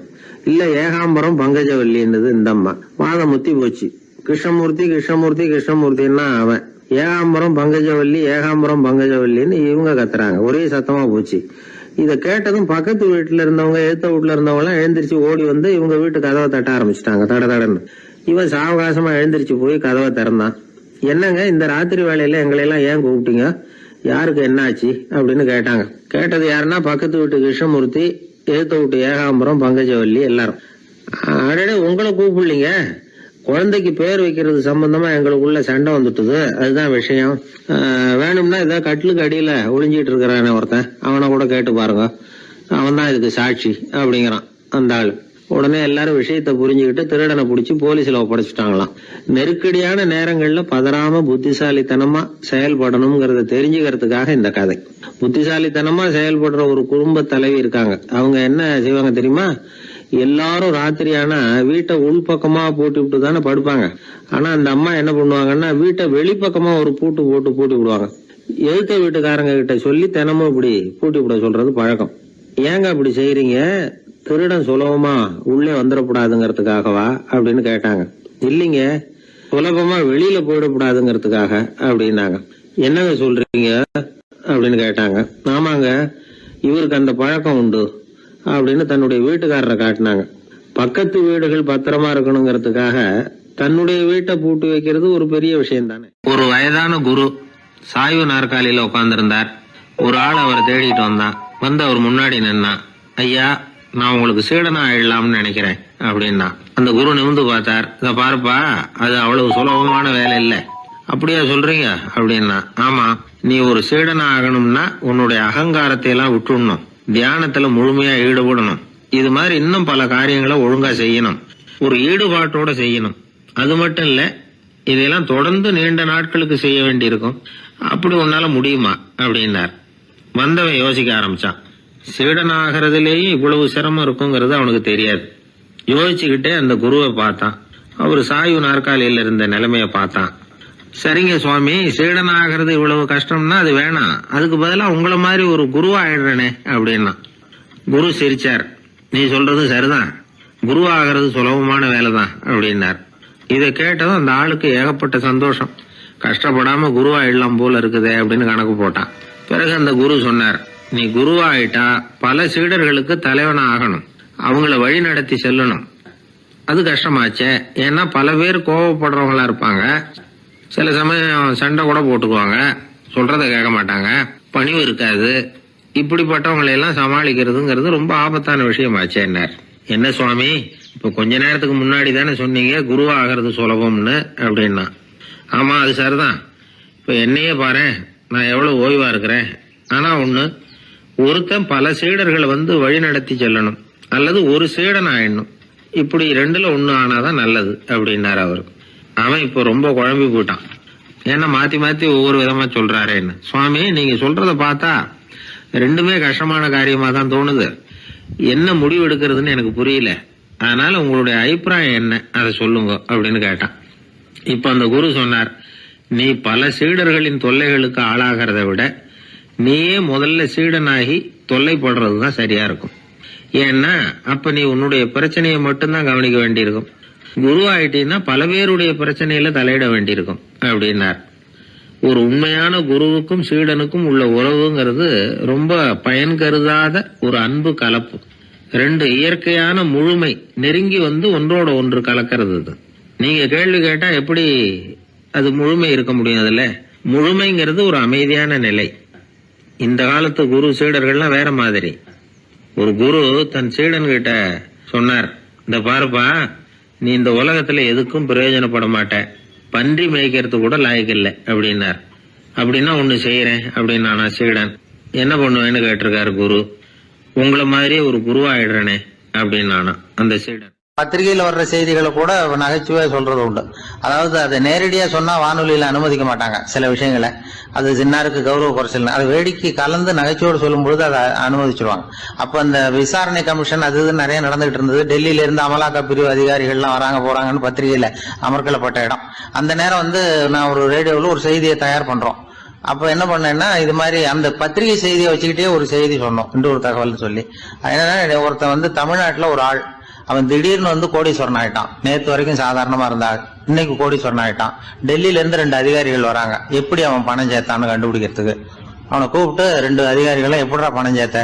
நான் ஒன்னும் தப்பான வழியில பணம் சேர்க்கல சார், நான் வந்து பந்தயம் கட்டியே பணக்காரன் ஆயிட்டேன். பந்தயம் கட்டி எப்படிடா பணக்காரன் ஆக முடியும் அப்படின்னா, நீங்க நம்புங்க சார், நான் பந்தயம் கட்டி தான் பணக்காரன், தப்பான வழியில சேரல சார். பந்தயம் கட்டி எப்படிடா கோடீஸ்வரன் நானு அப்படின்னா, நாங்க நம்ப முடியாதுன்றான் விசாரிக்க வந்தவன். அப்படின்னா உங்ககிட்டே ஒரு பந்தயம் கட்டட்டுமான்றான் விசாரிக்க வந்தவன்ட்டிய. என்னடா பந்தயம் அப்படின்னா, ஒண்ணுமில்ல சார், இது என் கண்ணு, இது என் பல்லு, என் கண்ணை என் பல்லாலேயே கடிக்கிறேன், எவ்வளவு பந்தயம். விசாரிக்க வந்தா 100 ரூபாய் எடுத்து வச்சான், இதை ப்ரூவ் பண்றான்னு. அப்படியே கண்ணை எடுத்துட்டான். அது பளிங்கு கண்ணு, ஏற்கனவே ஒரு கண்ணு பளிங்கு கண்ணு வச்சுனா எடுத்து கடிச்சு விட்டான். இது விசாரிக்க வந்தாலும் 100 ரூபாய் விட்டுட்டு நிக்கிறான். எப்படி பணம் சேர்த்தான்னு வந்தவன். உடனே இன்னொருத்தன், இவன்ட்ட என்னடா பேச்சு கொடுக்காரா, நம்ம பணம் தான் அங்க போயிட்டு இருக்கு, உனக்கு விசாரிக்க தெரியல, போடா நான் விசாரிக்கிறேன்னு அடுத்த வந்தான். அது நீ ஒழுங்கா சொல்றேன், எப்படிடா பணம் சேர்த்தேன் சார், நீங்க கொஞ்சம் புத்திசாலியா தெரியுது அவரை விட, நீங்களாவது நம்புங்க சார், பந்தயம் கட்டி தான் பணம் சேர்த்தேன், நான் நம்ப முடியாது அப்படின்னா உங்ககிட்ட இன்னொரு பந்தயம் கட்டட்டுமா அப்படின்றான். வேண்டாம், அவனை ஏமாத்தி விட்டேன் ஆள வேண்டான்றான். இல்ல சார், அவரு ஏமாந்தது பொய் கண்ணு, பளிங்கு கண்ணுன்னு தெரியாது, ஏமாந்துட்டார். இப்போ உங்ககிட்ட பந்தயம் கட்டுறது நெஜம் கண்ணு, இந்த பக்கம் பளிங்கு கண்ணு கிடையாது, நெஜம் கண்ணு, இதை பல்லால கடிக்கிறேன் அப்படின்னா அவன் ஒரு 100 ரூபாய் எடுத்து வச்சான். இவன் அப்படியே பல்செட்டை கேட்டினான் தனியா, அப்படியே கேட்டு கடிச்சு விட்டான். அதையும் விட்டுட்டான். இவன் உடனே 2 பேரும், இவன்கிட்ட பேச பேச நம்ம பணம் தான் அவன்கிட்ட போயிட்டு இருக்கு, இவன் எப்படி பணம் சேர்த்தான்னு கண்டுபிடிக்கிறதுக்கு டெல்லியில இருந்து வந்திருக்கோம், மேற்கொண்டு பேசாத, பேச பேச பந்தயம் கட்டுவான். திரும்பி போறதுக்கு ரயிலுக்கு டிக்கெட்டு சரியா இருக்கா பாடுறான்றான். அவன் கரெக்டா எண்ணி பார்த்து கரெக்டா இருக்குப்பா, மேற்கொண்டு பேசாத, அவன்கிட்ட நம்ம போயிடுவோம், போய் நம்ம அதிகாரிகிட்ட சொல்லிடுவோம்னு சொல்லி போயிட்டு வரேன் சார் அப்படின்னு சொல்லிட்டு மரியாதை போயிட்டாங்க. போய் டெல்லியில பெரிய அதிகாரிகிட்ட போய், சார் அவன்கிட்ட வந்து விசாரிச்சு பார்த்தோம் சார், தமிழ்நாட்டுல பந்தயம் கட்டி தான் பணம் சேர்த்தேன்னு சாதிக்கிறான், எங்ககிட்ட ஒரு 200 ரூபாய் வாங்கிட்டான் சார் அப்படின்னு. அவருக்கு கோவம் வந்துட்டுது. இந்தியாவுக்கே தலைமை அதிகாரி, இதுக்காகவாடா நீங்க இருக்கீங்க, எத்தனை பேர் இருக்கீங்க உங்களை மாதிரி ஜூனியர் ஆபீசர்ஸ் நம்ம ஆபீஸ்ல இந்தியா பூரா விசாரிக்கிறதுக்கு அப்படின்னா 30 பேர் இருக்கோம் சார். 30 பேருக்கு அனுபவம் பத்தாது, நான் இந்தியாவுக்கே தலைமை அதிகாரி, அனுபவம் ஜாஸ்தி, உங்களுக்கு ட்ரைனிங் கொடுக்கணும் எப்படி ஒருத்தரை விசாரிக்கிறதுன்னு. 30 பேரும் ஒரு ரூம்ல வந்து உட்காருங்க, ஒரு ஆள் போய் அந்த ஆள் தமிழ்நாட்டுல இருந்து இங்க கூப்பிட்டுட்டு வா, வர்ற வரைக்கும் அவன்கிட்ட பேசாதீங்க, பந்தயம் கட்டுவான், மெதுவா கொண்டு வந்து நிறுத்து அப்படின்னா ஒரு ஆள் வந்து ஸ்பெஷலா கூப்பிட்டு போட்டான். இது மாதிரி மேடையில நிறுத்திவிட்டு ஒரு தலைமை அதிகாரி 30 ஜூனியர் அதிகாரிகள் அவங்களுக்கு பயிற்சி கொடுக்குறார். இவனை பார்த்து, ஒழுங்கா சொல்லு, எப்படி பணம் சேர்த்த, நான் இந்தியாவுக்கே தலைமை அதிகாரி, என்கிட்ட உண்மையை ஒத்துக்கிட்டீங்கன்னா உன்னை அப்ரூவர் ஆக்கிடுவேன் அல்லது தண்டனையை குறைப்பேன், அந்த அதிகாரம்லாம் என்கிட்ட உண்டு, ஒழுங்கா சொல்லு அப்படிங்கிறார். அவர், சார் நீங்க இந்தியாவுக்கே தலைமை அதிகாரி, அனுபவம் ஜாஸ்தி, நீங்களாவது நம்புங்க சார், நான் பந்தயம் கட்டி தான் பணம் சேர்த்தேங்கிறான். இங்கேயே வந்து இப்படி சாதிக்கிறேன், உன்னை நம்ப முடியாதரா அப்படின்னா உங்ககிட்ட ஒரு பந்தயம் கட்டட்டுமா நானா அவர்கிட்ட போய், வேணாண்டா என் ஆளை ஏமாத்தி விட்டேன் அப்படின்னா. இல்ல சார், அவங்க ஏமாந்தது என் உடம்ப பத்தின ரகசியம், என் கண்ணு பளிங்கு கண்ணுன்னு தெரியாது, நான் பல்செட்டு கட்டியிருந்தது தெரியாது, ஏமாந்துட்டாங்க. இப்ப நான் உங்ககிட்ட கட்டுற பந்தயம் உங்க உடம்ப பத்தின ரகசியம், என் உடம்புல என்னடா ரகசியம்? முதுகுல உங்க முதுகுல 1 ரூபா அகலத்துக்கு கருப்பா ஒரு மச்சம் இருக்கு, உண்டா இல்லையானா? இல்லைன்னு தெரியும் அவருக்கு. இல்லடா நேத்து வரைக்கும் இல்ல சார், இப்ப இருக்குது மச்சம் அப்படின்னு உடனே 100 ரூபாய் எடுத்து வச்சார் அவர் தலைமை அதிகாரி. ஒரு 100 ரூபாய் வச்சு சட்டையை கட்டி காட்டுறாரு, மச்சம் இல்ல. இவன் தோத்துட்டான், இங்கிருந்து போனவன். உடனே 200 ரூபாய் எடுத்து வச்சுக்கிட்டு, தோழர்களே இப்படிதான் ஒருத்தரை விசாரிக்கணும், என்கிட்ட இவன் ஏமாந்துட்டான் பாருங்க, துருவி துருவி விசாரிக்கிறதுன்னு சொல்றாங்களே இதுதான் அப்படின்னு விளக்கம் கொடுத்தாரு. அப்போ இவன் மெதுவா ஆரம்பிச்சானா, சார் இந்த பந்தயத்துல உங்களுக்கு 200 ரூபாய் லாபம், ஆனா இதே பந்தயத்துல எனக்கு 2900 ரூபாய் லாபம் சார் அப்படின்றான். என்னடா பண்ண அப்படின்னு கேட்டிருக்காரு. உங்களுக்கு தெரியாம இந்த 30 பேர்கிட்டையும் தனித்தனியா ஒரு பந்தயம் கட்டியிருக்கேன். 30 பேர்கிட்ட என்னடா பந்தயம் கட்டினேன்? ஒண்ணும் இல்ல சார், உங்க எல்லாரும் முன்னாடியும் உங்க மேல் அதிகாரியை சட்டையை கேட்ட வைக்கிறேன், உங்களுக்கு பந்தயம் கட்டினேன். போயிட்டு பூரா எனக்கு 2900 ரூபாய் லாபம். அவரு பார்த்தாரு, அதிர்ச்சி ஆயிட்டாரு. தலைமை சார் நீங்க போங்க சார் அப்படின்னு சொல்லி ஒரு ஆளை கொண்டு போய், சாரை கொண்டு போய் மரியாதையா பக்கத்து ரூம்ல விட்டாங்க. இனிமே அவர்கிட்ட யாரும் பேசாதீங்க வாங்கன்னு சொல்லிவிட்டு, அதுக்கப்புறம் தோழர்களே இவர் பேச ஆரம்பிச்சார். தோழர்களே இனிமே யாரும் தமிழ்நாட்டு பக்கம் விசாரிக்க போகாதீங்க, நீங்க யாராவது போறதுன்னா மத்திய பிரதேசம், உத்தரப்பிரதேசம், இப்படி எத்தனையோ பிரதேசம் இருக்கு, போயிட்டு வாங்க, தமிழ்நாட்டுக்கு மட்டும் போகாதீங்க, ஏன்னா அங்க போனா நம்ம பணத்துக்கு ஆபத்து வந்துருது அப்படின்னு சொன்னாருன்னு இந்த கதையை ரேடியோவில் சொன்னேன். இந்த கதையை உண்மை சம்பவமா சொன்னா அனுமதிச்சிருக்க மாட்டாங்க. இந்த நகைச்சுவைக்கு உள்ள மரியாதை என்னன்னா, அது ஒரு கதை மாதிரி உண்டு பண்ணி இப்படி சொன்னதும், இதுல என்ன அதனுடைய விசேஷம்னா, இந்த ஸ்கிரிப்ட வாங்கிட்டு வர சொல்லி மந்திரியினுடைய பிஏ வந்தார். ஒரு மந்திரி அப்ப இருந்தவர், அவர் பிஏ அடிக்கடி வருவார். வந்து இந்த போன நேற்று முந்தா நாள் ரேடியோவில் சொன்ன அந்த இன்னொரு தகவல் காப்பி ஒண்ணு வாங்கிட்டு வா அப்படி இப்படின்னு கூப்பிடுவார். மேடையில பேசுறதுக்கு எங்களுக்கு தேவை, உபயோகப்படும்னு கேட்பார். அவரு இந்த நிகழ்ச்சி வந்தப்போ உடனே அன்னைக்கு வந்துட்டார் அந்த பிஏ. இன்னைக்கு காலையில சொன்னீங்களே சார், மந்திரி கேட்கிறாரு மேடையில பேசுறதுக்கு அப்படின்னு. நான் அப்பதான் ஆச்சரியப்பட்டேன். பாருங்க, இந்த நகைச்சுவைக்கு உள்ள மரியாதை. அவரே கேட்கிறார், சொல்லப்பட்டதே அவரை பத்தி தாங்கிறது தெரியாம அவரே எப்படி சொல்ல. அதுதான் சிரிப்புக்குள்ள மரியாதைங்கிறது. அது யாரை பத்தி சொல்றோமோ அவருக்கு தெரியாம கூட சொல்லலாம் அதை. அப்படி இது உண்மையில நடந்த சம்பவம். அந்த அமைச்சர் இப்ப இல்ல, உயிரோட எல்லாம் இருந்து வாங்கிட்டு இருந்தார். கிராமத்துல ஒருத்தன் தன்னுடைய நகங்களை வெட்டிக்கிட்டு இருந்தான். வெட்டி முடிச்சதும் ஒரு வயசானவர் அவனை பார்த்து, அதெல்லாம் அடுத்தவன் கண்ணில் படுறது மாதிரி போட்டுறாதப்பா, ஆபத்துன்னார். என்ன ஆபத்துன்னு கேட்டான் இவன். எவனாவது பில்லி சூனியம் வைக்கிறவன் எடுத்துட்டு போயிட போறான் அப்படின்னாரு அவர். வேண்டாத ஒருத்தனுக்கு ஏதாவது கெடுதல் பண்ணணும்னா உடனே மந்திரவாதியை தேடி போறது உண்டு. மந்திரவாதி என்ன பண்ணுவாருன்னா, யாருக்கு சூன்யம் வைக்கணுமோ அவனோட காலடி மண்ணு, முடி, நகம் இதையெல்லாம் அவனுக்கு தெரியாம எடுத்துட்டு வா அப்படிம்பார். இது மட்டும் இல்ல, அழுக்கு துணி, வேறு மனித உருவம் மாதிரி செய்யப்பட்ட பொம்மை, இதையெல்லாம் கூட மந்திரவாதிகள் பயன்படுத்துறது உண்டு. இதெல்லாம் ஏமாத்து வேலை. மனிதனுடைய முடி, நகம் இதெல்லாம் வெட்ட வெட்ட வளருது இல்லையா, அதனால அதுக்குள்ள உயிர் இருக்கிறதாக ஆதி மனிதர்கள் நம்பி இருப்பாங்க. அதனால மனுஷங்கிட்ட இருந்து அதெல்லாம் பிரிக்கப்பட்ட பிறகும் கூட அதுகளுக்கும் அந்த மனுஷனுக்கும் தொடர்பு இருக்கிறதாக அவங்க நம்பினாங்க. அந்த நம்பிக்கை தொடர்ந்து அதோட விளைவாதான் இன்னைக்கு மந்திரவாதிகள் நகத்தையும் முடியையும் எடுக்கிறாங்க. அந்த நகத்துக்கும் முடிக்கும் ஒரு பாதிப்பு உண்டாக்குனா அது சம்பந்தப்பட்டவனுக்கு போய் சேரும் அப்படிங்கிறது அவங்க நினைப்பு. அவ்வளவுதான் விஷயம். இது மாதிரி நம்பிக்கைகள் தான் இன்னைக்கு நகம், முடி இதையெல்லாம் மற்றவங்க கண்ணில் படும்படி போடக்கூடாது அப்படிங்கிற வழக்கத்தை உண்டாகி விட்டுது. ஒருத்தர் பேரு என்னன்னு கேட்டு தெரிஞ்சுட்டு போய் அந்த பேரை வச்சு அவனோட ராசி பலனை கணிச்சு அவனுக்கு ஏற்பட இருக்கிற கெட்ட நேரத்துல அவனுக்கு சூன்யம் வச்சா அது உடனே பலிக்கும் அப்படின்னு ஒரு நம்பிக்கை. அது மட்டும் இல்ல, சூன்ய தகட்டுல பேரை எழுதி புதைக்கிறதும் உண்டு. இதனாலதான் பெண்கள் கணவன் பேரை சொல்லாத பழக்கம் ஏற்பட்டுதான். அதாவது பேரை கேட்டுக்கிட்டு போய் ஏதாவது கெடுதல் பண்ணிவிட்டா என்ன பண்றது அப்படிங்கிற பயம். அப்படி ஆரம்பிச்ச பழக்கம்தான் இன்னைக்கு ஏதோ மரியாதைக்காக கணவன் பேரை பிறர் முன்னிலையில சொல்றது இல்லை அப்படிங்கிறது மாதிரி ஆயிட்டுது. மந்திரவாதிகள் நம்ம ஊர்ல மட்டும்தான் இருக்கிறாங்கன்னு நினைக்காதீங்க, உலகம் பூரா உண்டு. பிசி தீவில் வாழக்கூடிய மக்கள் என்ன செய்வாங்களாம் தெரியுமா? இது மாதிரி மாந்திரீகம், செய்வன, பில்லி, சூனியம் இதெல்லாம் தங்களை பாதிக்காம இருக்கிறதுக்காக வீட்டை சுத்தி அகழி வெட்டி அதுல தண்ணீரை நிரப்பி வச்சிருவாங்களாம். ஆஸ்திரேலியாவில் இருக்கக்கூடிய பழங்குடி மக்கள் கிட்ட ஒரு பழக்கம், ஏதாவது பழங்கள் சாப்பிட்டா அதோட விதைய தண்ணீர்லயோ அல்லது ஆத்துலயோ போட்டுருவாங்களாம். வெளியில போட்டுட்டா அதை எடுத்து செய்வினைக்கு பயன்படுத்திடுவாங்க அப்படிங்கிற பயம். இது மாதிரி உலகம் பூராவும் செய்வினையின் மூலம் அடுத்தவங்களுக்கு பாதிப்பை உண்டு பண்ண முடியும் அப்படிங்கிற நம்பிக்கை இருக்கத்தான் செய்யுது. பொதுவா எல்லா ஊர்லயுமே நகம், முடி, காலடி மண்ணு, மனித உருவ பொம்மை இததான் மந்திரவாதிகள் பயன்படுத்துறாங்களாம். இந்த பில்லி சூனியம் செய்வினை இதுல இருக்கிற உண்மை என்ன தெரியுமா?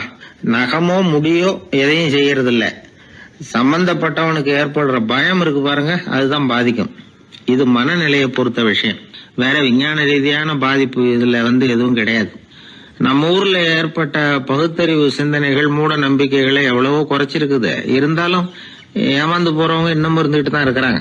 இந்த காலத்துல சின்ன குழந்தைகளை கூட ஏமாத்துறது கஷ்டம். ஒரு குழந்தை கேட்டுதான், ஏன்பா பிரார்த்தனை பண்ணுனா நமக்கு எல்லாம் கிடைக்குமா அப்படின்னு தான். ஓ கிடைக்குமே அப்படின்னாராம் அப்பா. நீ வச்சிருக்கிறிய பேனா அது கூட கிடைக்குமா அப்படின்னு கேட்டுதான் குழந்தை. ஓ கிடைக்கும் அப்படின்னாராம். அப்படின்னா நீ வச்சிருக்கிற பேனாவை என்கிட்ட கொடுத்துரு, அதுக்கப்புறம் நீ பிரார்த்தனை பண்ணி வேற ஒரு பேனாவை வாங்கிக்கோ அப்படின்னு தான் அந்த சின்ன குழந்தை. ஒரு ராஜா இருந்தார். அவர் ஒரு பெரிய கோயில் கட்டினார். பல ஊர்கள்ல இருந்து சிற்பிகள்லாம் கொண்டுகிட்டு வந்தார். அழகழகா சிற்பங்களை செய்ய சொன்னார். ஊர்ல உள்ள ஜனங்களும் கோயில் கட்டுறதுக்கு அவங்களால முடிஞ்ச உதவியை செஞ்சாங்க. ராத்திரி பகலா வேலை நடக்குது. கோயில் கொஞ்சம் கொஞ்சமா வசந்துகிட்டே வந்துட்டுது. அந்த ஊர்ல ஒரு வயசான அம்மா இருந்தாங்க, ரொம்ப ஏழை. அவங்களுக்கு மனசுக்குள்ள ஒரு உறுத்தல், இந்த ஊர்ல எல்லாரும் இந்த கோவில் கட்டுறதுக்கு அவங்களால முடிஞ்ச உதவியை பண்ணிட்டு இருக்கிறாங்க, நம்மளால ஒன்றும் பண்ண முடியலையே அப்படின்னு நினைச்சு கவலைப்பட்டாங்க. அவங்களுக்கு மனசு கேட்கல, ஏதாவது செய்யணும் நம்மளால முடிஞ்சது அப்படின்னு யோசனை பண்ணாங்க. நல்ல வெயில் நேரத்துல சிற்பிகள்லாம் ரொம்ப சிரமப்பட்டு சிலை வடிச்சுக்கிட்டு இருக்கிறாங்கல்ல, அவங்களுக்கு அந்த நேரம் தாகம் எடுக்குமே, அதனால சிரமப்பட்டு ஒரு குடத்துல தண்ணி எடுத்துக்கிட்டு அதை இடுப்புல வச்சுக்கிட்டு மெதுவா கொண்டுகிட்டு அங்க போறது அப்படின்னு முடிவு பண்ணிட்டு அந்த அம்மா போச்சு. அங்க போய் வேலை செய்யறவங்களுக்கு தாகம் எடுக்கிற போலாம் ஒரு கோவலையில தண்ணியை எடுத்து கொடுத்துக்கிட்டு இருக்கிறது. இப்படியே பண்ண ஆரம்பிச்சுட்டு அந்த அம்மா. ஏதோ அந்த அம்மாவால முடிஞ்ச ஒரு சின்ன உதவி அது. இப்படி கொஞ்சம் கொஞ்சமா வேலை நடந்தது. கோபுரம் வசந்தது, எல்லா வேலையும் முடிஞ்சது. இனிமே கடைசியா கற்ப கிரகத்தின் மேல விமானம் அமைக்க வேண்டியதுதான் பாக்கி. அந்த வேலையும் ஆரம்பமாச்சு. அந்த சிற்பிகள்லயே அனுபவசாலியான ஒருத்தர் இந்த அம்மாவை தேடிட்டு வந்தார். பாட்டி, உங்ககிட்ட இருக்கிற ஏதாவது ஒரு பொருளை கொடுங்க, அந்த விமானத்துல வைக்கலாம் அப்படின்னு நாங்க நினைக்கிறோம் அப்படின்னார். இந்த அம்மாவுக்கு ஒன்றும் புரியல. ஏதாவது இருந்தாவில கொடுக்கலாம், எதுவும் இல்லையே, என்ன பண்றது யோசனை பண்ணாங்க. இத பாருப்பா, என்கிட்ட என்ன இருக்கு, இந்த வாசப்படியில கிடக்குது, இந்த கல்லு தான் இருக்குது, வேணும்னா இத எடுத்துட்டு போங்க அப்படின்னாங்க. உடனே அந்த கல்லை பேத்து எடுத்துட்டு போயிட்டாங்க அவங்க. அங்க போய் பார்த்தா என்ன ஆச்சரியம், அந்த விமானத்து உச்சியில கலசங்களை அமைக்கிறதுக்கான பிரம்ம எந்திரத்தை மூடுற கருங்கல் ஒண்ணு தேவையா இருந்தது. இவங்க எடுத்துட்டு போன கல்லு அதுக்கு ரொம்ப பொருத்தமா அமைஞ்சு போச்சு. ஏதோ அதுக்காகவே அளவெடுத்து செஞ்சது மாதிரி அமைஞ்சுட்டுது. அந்த கல்லையே அங்க அப்படியே பதிச்சுட்டாங்க. ஒரு வழியா கோவிலை கட்டி முடிச்சாங்க. அடுத்தது கும்பாபிஷேகம், அதுவும் ரொம்ப சிறப்பா கோலாகலமா நடந்து முடிஞ்சது. இவ்வளவையும் பார்த்த அந்த ராஜாவுக்கு மனசுக்குள்ள ரொம்ப பெருமையா இருந்தது. இவ்வளவு பெருசா இந்த கோவில் உருவாகிறதுக்கும் இவ்வளவு சிறப்பா இந்த விழா நடக்கிறதுக்கும் நாம தானே காரணம் அப்படின்னு மனசுக்குள்ள நினைச்சுக்கிட்டார். இப்படி நினைச்சுக்கிட்டே அன்னைக்கு ராத்திரி அரண்மனையில படுத்து தூங்கினார். உடனே ஒரு கனவு. ஆண்டவனே அந்த ராஜாவோட கனவுல வந்தார். ராஜா ஆண்டவனை வணங்கினார். இறைவா, உங்களுக்காக நான் கட்டி இருக்கிற கோவில் எப்படி இருக்குது, நல்லா இருக்குதா அப்படின்னு கேட்டார் ராஜா. அதுக்கு இறைவன் சொன்ன பதில் என்ன தெரியுமா? நீ கட்டின கோவில்ல அந்த கிழவியோட நிழல்ல நான் சுகமா இருக்கிறேன் அப்படின்னாராம். இப்படி சொல்லிவிட்டு கடவுள் மறைஞ்சுட்டார். கனவு கலைஞ்சது. ராஜா விசாரிச்சார், யார் அந்த கிழவி அப்படின்னு. எல்லாரும் விவரத்தை சொன்னாங்க. அப்பதான் ராஜா நினைச்சு பார்த்தார், இந்த கோவிலை நானே கட்டினதாக ரொம்ப பெருமைப்பட்டுக்கிட்டேன். ஆனா அந்த வயசான அம்மா வீட்டு வாசல்ல கிடந்த கல்லு அது இறைவனுக்கு சுகமான நிழல் கொடுக்கறதாக சொல்றாரு அப்படிங்கறத எண்ணி பார்த்தார். நான்கிற எண்ணம் நழுவி போயிட்டுதான். கோபுரம் எவ்வளவு பெருசுங்கிறது முக்கியம் இல்ல, குணம் எவ்வளவு பெருசுங்கிறது தான் முக்கியம். அந்த வயசான அம்மா நம்ம நாட்டுல வாழறது தான் நமக்கு உண்மையான பெருமை அப்படின்னு நினைச்சாராம் ராஜா. இந்த காலத்திலயும் ஒரு ஊர்ல ஒரு கோவில் கட்டினாங்க. எல்லா ஜனங்களும் அவங்களால முடிஞ்சதை செஞ்சாங்க. நம்மால் ஒருத்தன் அந்த திருப்பணி குழு தலைவரை போய் பார்த்தான். நான் ஏதாவது ஒத்துழைக்கணுமா ஐயா அப்படின்னு ரொம்ப பணிவா கேட்டான். திருப்பணி குழு தலைவர் சொன்னார், இத பாருப்பா, இந்த கோவில் கட்டி முடிக்கிற வரைக்கும் உன்னுடைய ஒத்துழைப்பு எதுவும் தேவையில்லை. கட்டி முடிச்சு கும்பாபிஷேகம் ஆனதுக்கு அப்புறம் தான் உன்னுடைய ஒத்துழைப்பு ரொம்ப அவசியம் அப்படின்னார். அதுக்கப்புறம் நான் என்ன செய்யணும் சொல்லுங்கன்னா, இவன் இந்த சாமி சிலையை நீ திருடிட்டு போகாம இருக்கணும், அவ்வளவுதான் அப்படின்னாராம் அவர். என்னுடைய நண்பர் ஒருத்தர், அவர் விரல்ல நகமே இருக்காது. என்ன காரணம்னு நினைக்கிறீங்க? எல்லாத்தையும் அவரே கடிச்சு துப்பிடுவார். அப்படி ஒரு பழக்கம். சின்ன குழந்தைகள் நகம் கடிக்குது, விரல் சூப்புது. இதுக்கு என்ன காரணம் தெரியுமா?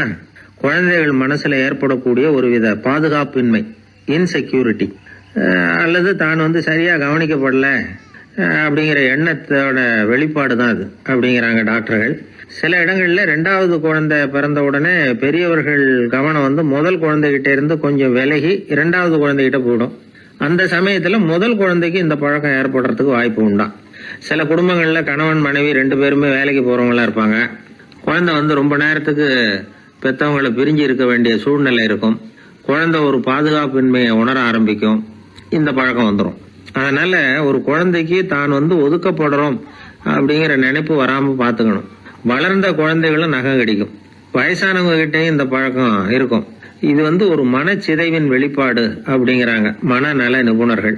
அம்மா அப்பா திட்டினாலும் சரி, அல்லது ஆசிரியர் திட்டினாலும் சரி, இந்த பழக்கம் வந்துடும். நாம தவறு பண்ணிட்டோம் அப்படிங்கிற நினைப்பு வர்ற சமயம் நகம் கடிக்க ஆரம்பிச்சிருவோம். ஏதோ ஒண்ணு அடையணும் அப்படின்னு நினைக்கிறோம், அதை அடைய முடியல. இப்படி ஒரு ஏக்கம் வர்ற சமயத்திலேயும் சில பேர் நகத்தை கடிக்க ஆரம்பிச்சிருவாங்க. ஒரு பெரிய அதிகாரி, தனியார் நிறுவனத்துல வேலை பார்க்கிறவரு, அவரு டென்ஷன் ஆயிட்டாருன்னா உடனே அறைக்கு அதை சாத்தி விடுவாங்களாம். அவரே சாத்திக்குவாராம். அப்படி சாத்திக்கிட்டு உள்ள எதையாவது வெறிச்சு பார்த்துக்கிட்டே நகத்தை கடிக்க ஆரம்பிச்சிருவாராம். இந்த பழக்கம் உலகம் பூரா உண்டு. நகம் கடிக்கிறவங்களை அந்த பழக்கத்திலிருந்து மீட்கிறதுக்கு என்ன வழி அப்படின்னு லண்டன்ல உள்ள அழகியல் நிறுவன நிபுணர்கள் யோசனை பண்ணி பார்த்துருக்குறாங்க. சில ஆய்வுகள் பண்ணி பார்த்தாங்களாம். அவங்க என்ன பண்ணாங்க தெரியுமா? நகம் கடிக்கிற பழக்கம் உள்ளவங்களையெல்லாம் தேடி பிடிச்சாங்க. அவங்களையெல்லாம் 3 பிரிவா பிரிச்சுக்கிட்டாங்க. ஒரு பிரிவு கிட்ட என்ன சொன்னாங்கன்னா, உங்களுக்கு நகத்தை கடிக்கணுங்கிற நினைப்பு வர்றப்போவெல்லாம் டைரி எழுத ஆரம்பிச்சிருங்க அப்படின்னாங்களாம். இன்னொரு பிரிவு கிட்ட, உங்களுக்கு அந்த நினைப்பு வர்றப்போவெல்லாம் உங்க நகத்துக்கு வண்ணம் பூச ஆரம்பிச்சிருங்க, அழகுபடுத்த ஆரம்பிச்சிருங்க, நெயில் பாலிஷ் போடுறாங்களே அது மாதிரி. அப்படி ஒரு யோசனை சொல்லியிருக்காங்க. 3வது குழுவினர்கிட்ட, உங்களுக்கு நகத்தை கடிக்கணுங்கிற எண்ணம் வர்றப்போவெல்லாம் விரல்களை இறுக்கமா மூடி வச்சுக்கிட்டு வேற விஷயங்கள்ல கவனம் செலுத்துங்க அப்படின்னு சொன்னாங்களாம். இப்படி 3 வித முயற்சி பண்ணி பார்த்ததுல கடைசியா அவங்க என்ன கண்டுபிடிச்சாங்க தெரியுமா? 3வது குழு செஞ்சதுல நல்ல பலன் கிடைச்சதாம். அதாவது நகம் தெரியாதபடிக்கு விரலை இறுக மூடிக்கிட்டு வச்சுக்கிட்டோம்னா அந்த பழக்கம் மாறுதான். அப்படி இருந்தவங்க கிட்ட இந்த நகம் கடிக்கிற பழக்கம் மெதுவா குறைஞ்சு போச்சான். அதனால நகம் கடிக்கிற பழக்கம் உள்ளவங்க இதை முயற்சி பண்ணி பார்க்கலாம். ஒரு ஆள் இருந்தார், அவருக்கு எப்ப பார்த்தாலும் நகத்தை கடிச்சுக்கிட்டே இருக்கணும், அப்படி ஒரு பழக்கம். அதனால அவர் விரல்ல எப்பவும் நகம் இருக்கிறது இல்ல, விரல் இருக்கிறதே பெரிய ஆச்சரியம். அவருக்கு திடீர்னு உடம்புல அரிப்பு, சொரிஞ்சிக்க முடியல, அரிப்பும் நிக்கல. 1 வாரம் தொடர்ந்து கஷ்டப்பட்டார். கடைசியா ஒரு டாக்டர் கிட்ட ஓடினார். அவர் எல்லாத்தையும் விவரமா கேட்டுக்கிட்டு கடைசியா கொஞ்சம் மாத்திரை கொடுத்து வேலைக்கு ஒண்ணு சாப்பிடு அப்படின்னா